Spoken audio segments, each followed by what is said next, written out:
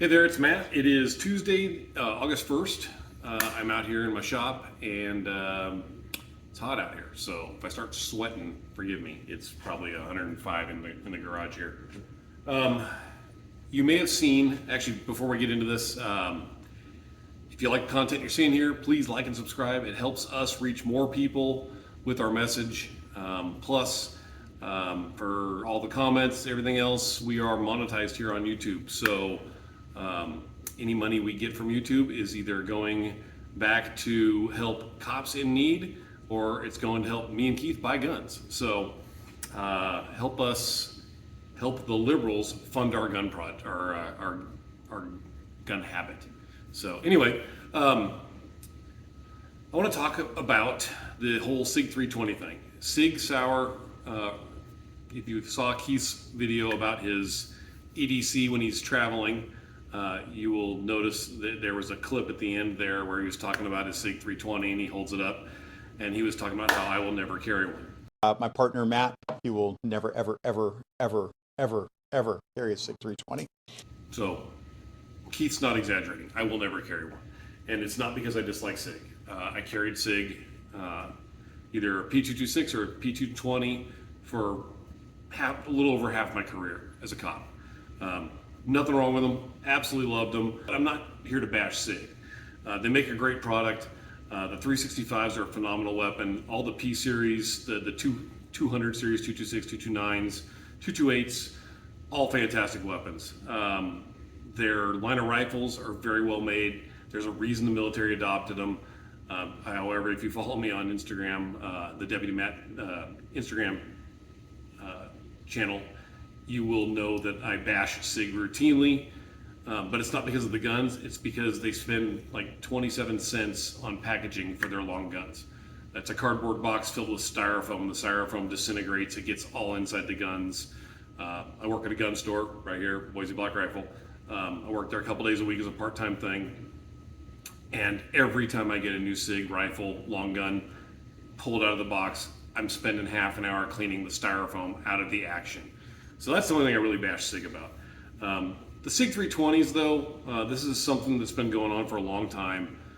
There's been lots of issues for years. There've been lots of claimed issues for years about Sig 320s just randomly firing on their own. There have been lots of witnesses to the incidents. Sig denies all of it. And I mean, I'm a gun guy, but I'm also a retired cop, and lots of my coworkers were not gun people. So when I was hearing about all these cops having ADs or NDs, however you want to look at it, with the Sig 320s, I was like, okay, but what did they do to make the gun go off? It's kind of my initial thought. If it had been competitive shooters, guys like that were having the issues, people that were gun guys, and I'm not saying the guys who had their guns go off are not necessarily gun people. I don't know them, so I don't know if they are. But gun people in law enforcement, that's like 5% of the cops out there. Lots of cops, the only gun they know is the one they carry. So I kind of, I'm looking back at some of the people I worked with who did dumb stuff with guns, and like one person holstered a gun with their finger on the trigger and shot themselves in the ass. So with that knowledge of what cops have done to themselves in the past with guns, I'm like, well, it could very well be that it's just the cop screwing up and the gun went off. That was up until a couple months ago. I'm starting to sweat, sorry about that. A couple months ago, I saw a video by a competitive shooter, Asian dude. I can't remember his channel name. I will put it in here when I do the editing. And he was talking about an incident he had with a 320. And there were multiple witnesses. Fortunately, it was not captured on video, but there were multiple witnesses. It happened at a steel challenge event. He holstered the gun as he was bringing his hands up to the ready position, which is hands up. The gun went off while it was in his holster. There was lots of people there. One of the ROs actually wrote a letter talking about how the incident occurred. So at that point, I kind of went, okay, well, it's not just the cops that are having the guns going off. Started thinking about it, but then I don't own one. I won't own one. It kind of left my mind. That is until about a week ago when I heard about the discharge of a holstered firearm in Montville PD. As soon as I heard about it, and I heard there was video of it, I looked it up, and this is by far the best incident as far as video capture goes. There was one officer standing behind the officer whose gun went off with his body cam on. That body camera captures the gun going off, and you can see that there's clearly no one touching it. In addition to that, the arrest was taking place inside the police lobby, so there's surveillance cameras inside the lobby. One of those surveillance cameras, much clearer picture than body camera, also by the way, it captures the whole incident.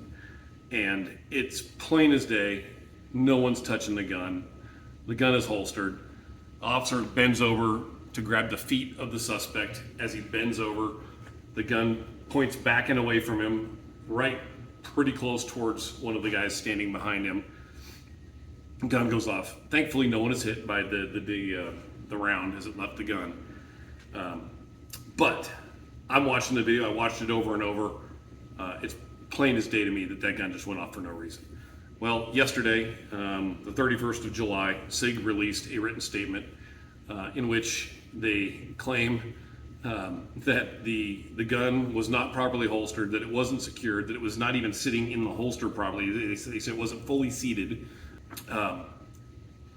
But, I mean, to me, this is SIG acting like a friggin' parolee caught red-handed on video. I've had this happen.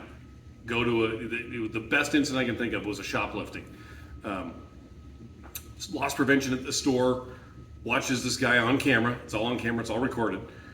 Watching this guy steal stuff. He's stuffing it in his pockets.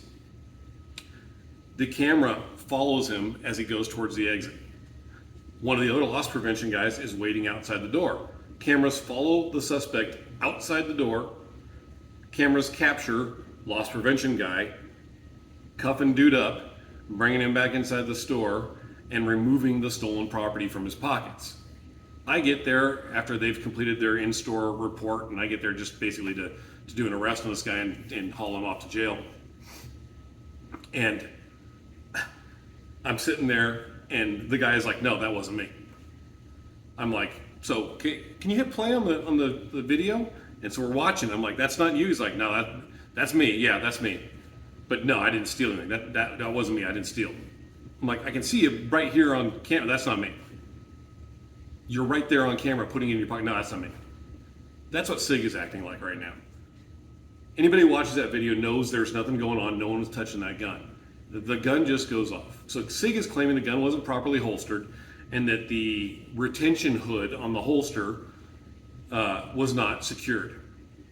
Apparently, SIG is unaware that there are companies out there that make a tourniquet carrier that mounts on the front of a Safariland holster. I'm going to include a couple pictures of two different models. One of them happens to be a law enforcement black LE basket weave holster, and the other one's obviously for military. So in SIG's stills, they're pointing to what is a tourniquet, or I'm guessing, I don't know. I'm sure Montville PD will clear this up, but they're pointing to what I think is a tourniquet mounted on the front of this guy's holster and claiming that's the hood on his holster that's not secured. And they're also claiming that the gun is sitting up, not properly seated in the holster. However, and I'll throw a couple of stills in here from the video, I'll pick my own stills, where it's very obvious that the gun is holstered, secured, and has the hood closed. Again, I don't know. I haven't spoken to anybody from Montville PD, but I'm going by what I'm seeing on the video. Anyway, take a look at the video and then tell us what you think in the comments. Is SIG in the right here, or are they denying something that looks like it's probably an issue with a gun that they should step up and try and resolve?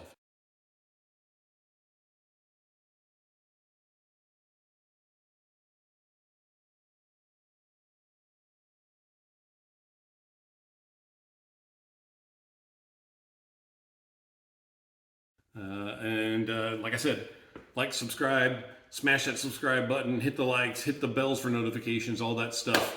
It helps YouTube know that our message is important and it needs to be shared to other people.